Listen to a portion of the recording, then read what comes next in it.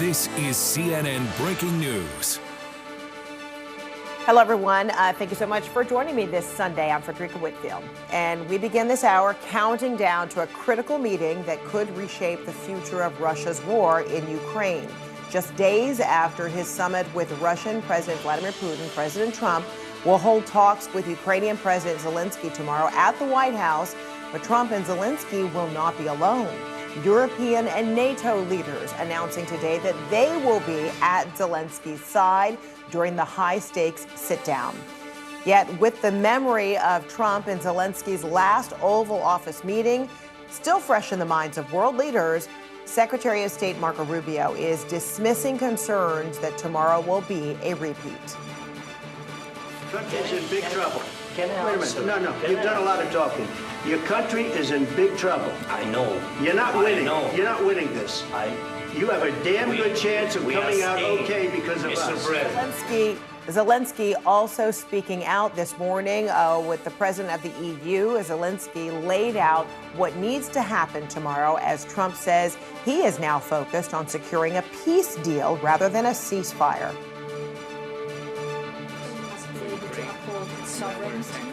All right, apologies. We're having some problems bringing you the sound. We will bring that to you as soon as we can. We're covering all the angles. CNN's Ben Wiedemann is in Kyiv. CNN's Kevin Liptak is at the White House.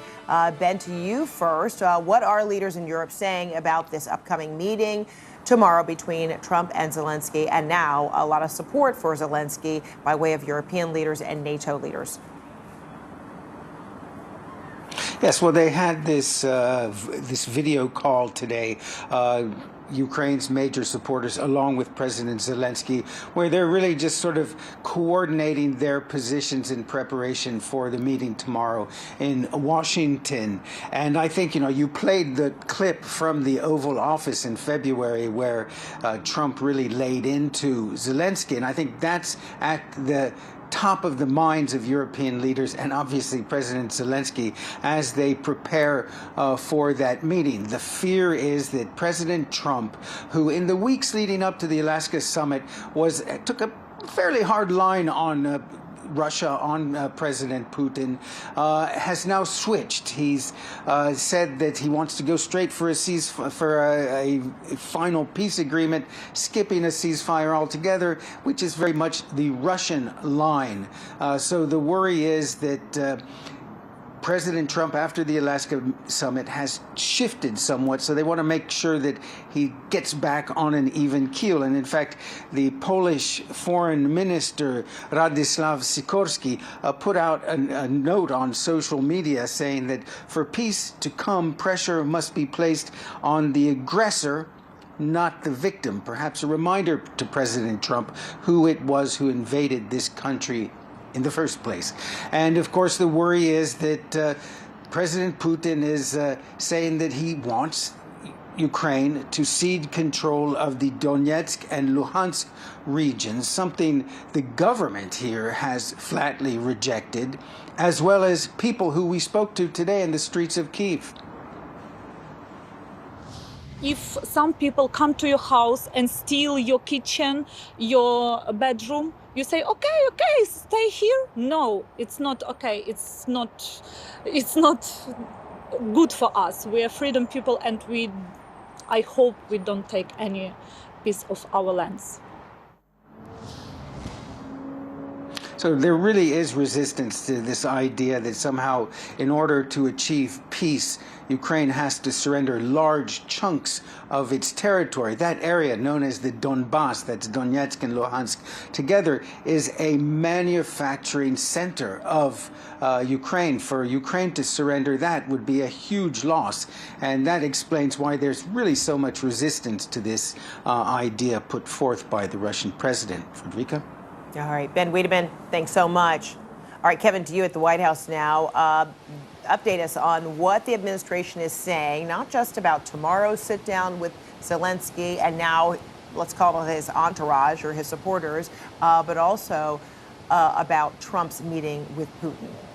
Yeah, and this meeting tomorrow is really shaping up to be quite a consequential moment. You know, in all my years covering the White House, I don't remember another time when so many top leaders have kind of convened all at once at the last minute, which gives you a sense, one, of the urgency that they feel in trying to reach a peace in Ukraine, but also the urgency they feel in ensuring that they are not sidelined in how this all comes about. Now, the way I understand this will shape up tomorrow is that President Trump and Zelensky will meet individually with their delegations before moving on to this larger format meeting with the other European leaders. We have been hearing today from all three American participants in that summit with Vladimir Putin on Friday. We heard from President Trump, who said that there was big progress made on Russia and stay tuned. But perhaps more importantly, we heard from the two advisors who were with him in that meeting, the Special Envoy Steve Witkoff and the Secretary of State Marco Rubio, who were both framing that summit as a success and trying to explain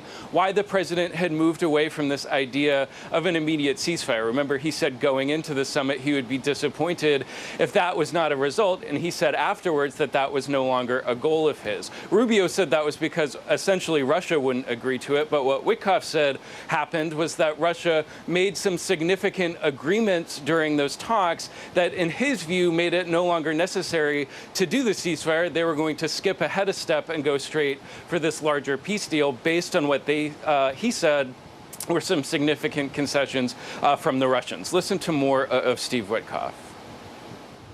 We agreed to robust security guarantees that I would describe as game-changing. We didn't think that we were anywhere close to agreeing to Article 5 protection from the United States, in legislative enshrinement within the Russian Federation, not to go after any other territory when the peace deal is codified, legislative enshrinement in the Russian Federation, not to go after any other European countries and violate their sovereignty.